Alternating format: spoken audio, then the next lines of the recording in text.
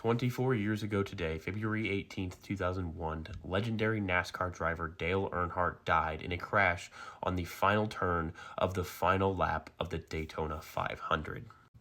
Earnhardt was racing alongside Sterling Marlin in that final turn when he made contact with Sterling Marlin's car. This caused him to slide slightly, and he attempted to correct before making contact with Kenny Schrader's number 36 M&M's car, sliding directly up the track head-on into the barrier at about 160 miles per hour. When he made contact with the wall, it caused a basilar skull fracture, which killed him instantly.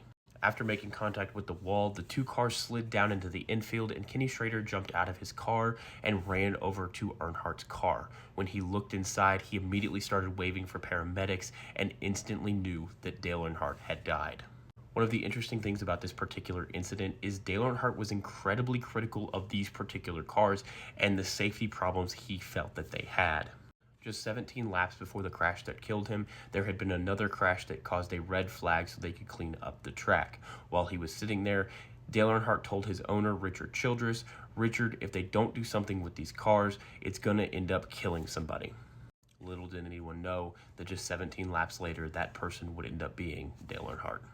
Now, there has been some controversy over his death, as the initial NASCAR report said that one of the belts for his safety harness had broken during the crash, which caused him to hit the steering wheel. However, it has also been reported that none of the belts were actually broken. They had just been loosened for Dale Earnhardt's comfort. After the crash, there were numerous safety changes that were made in a direct result from NASCAR losing one of the legends of the sport, a 7-time NASCAR Winston Cup champion.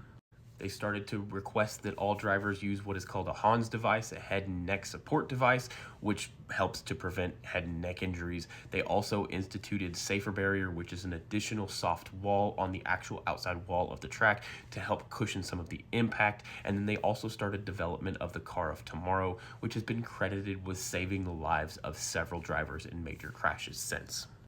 Racing fans everywhere will always remember the day they lost the Intimidator. Raise hell, praise Dale.